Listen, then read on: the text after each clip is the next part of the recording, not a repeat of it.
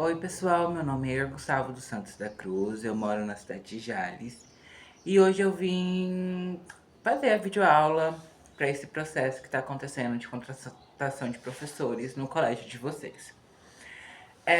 Hoje eu queria apresentar para vocês um pouquinho sobre esse conceito de tempo e espaço, que é muito apresentado nos dias de hoje, e para isso eu vou usar alguns elementos práticos e também quero falar um pouquinho sobre como a história funciona com a interdisciplinaridade. Porque a história sem a interdisciplinaridade não existe, ela não se sustenta sozinha, entendeu? A história pela história, ela não tem pensamento filosófico, pensamento sociológico, então a gente precisa de outras bases curriculares, de outras matérias para que se contemple a história como um todo, né? Então, iniciando falando sobre tempo e espaço, é necessário entender que todo momento histórico tem o conceito de tempo e espaço. Indo lá para a história antiga, por exemplo, por que as civilizações desenvolveram, que nem o Egito, a Mesopotâmia? Por que elas se desenvolveram tanto? Eram civilizações tão potentes dentro do seu tempo e com tanta tecnologia? Porque ela tinha agricultura e para realizar a agricultura tinha um importante rio.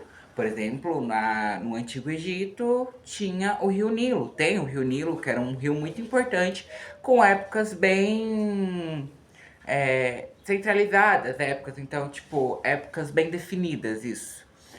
Então, tinha o período da cheia, tinha o período da seca, tinha todos os períodos necessários para que nós tivéssemos agricultura muito bem feita e muito rica naquela região.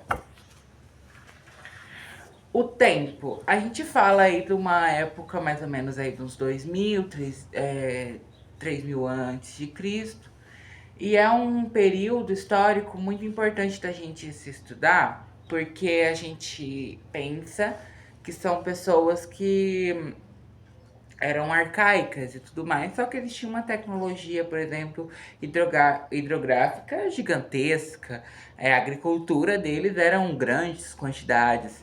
Então, assim, a gente tem um tempo e tem um espaço para que isso aconteça.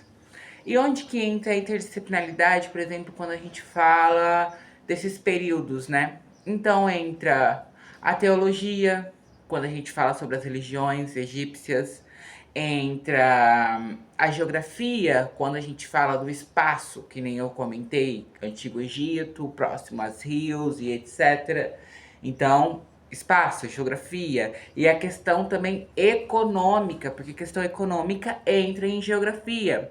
Sociologia, então a gente entra sobre as condições para que tivesse chegado, por exemplo, numa civilização tão religiosa quanto que foi o Egito. O que era propício para que isso acontecesse.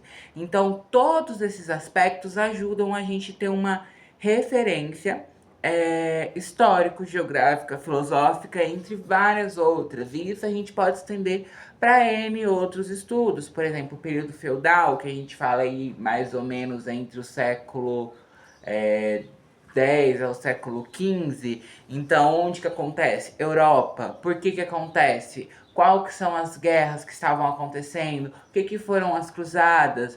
A peste negra? Então, tudo tem um período histórico. Então, isso é tempo e espaço. Então, o que que estava acontecendo na Europa? Que era o feudalismo. O que estava acontecendo na China? O que que estava acontecendo na América Latina? O que que estava acontecendo na América Central? Cada local vai ter um tipo de funcionamento diferente. Eles podem estar vivendo o mesmo período, a mesma forma social, mas mesmo assim estarem distantes, diferentes. Por exemplo, nós vivemos uma democracia, os Estados Unidos vive uma democracia. Só que as nossas regras democráticas, em alguns aspectos, são diferentes das regras democráticas dos Estados Unidos. Então aí entra uma questão de espaço. A gente está vivendo no mesmo tempo, porém estamos vivendo em espaços diferentes, o que faz com que a gente tenha formas sociais diferentes, entendeu? E além disso, vale ressaltar que a gente vai usar isso em todo o nosso processo histórico. Então, para a gente entender as conjunturas sociais, sociologia, para a gente entender os estudos filosóficos, por exemplo, quando a gente entra falando de Bacon, do Carme no caso é sociologia, mas Simone de Beauvoir, que é socióloga também, é, quando a gente vai para os estudos da sociedade, então a gente sempre precisa estar de olho, porque a gente vai usar sempre sociologia, filosofia, história, geografia, às vezes até um pouco de matemática, porque quando a gente fala de economia, a gente precisa trabalhar um pouquinho de matemática. Então, são processos muito naturais. Nenhuma matéria se constrói sozinha, todas elas precisam dessas conjunturas para que tenham um melhor. Que as pessoas consigam aderir melhor ao nosso conteúdo e entender o porquê de se estudar determinada área, tá bom? Acredito que por hoje é só, tá bom? Beijo e tchau!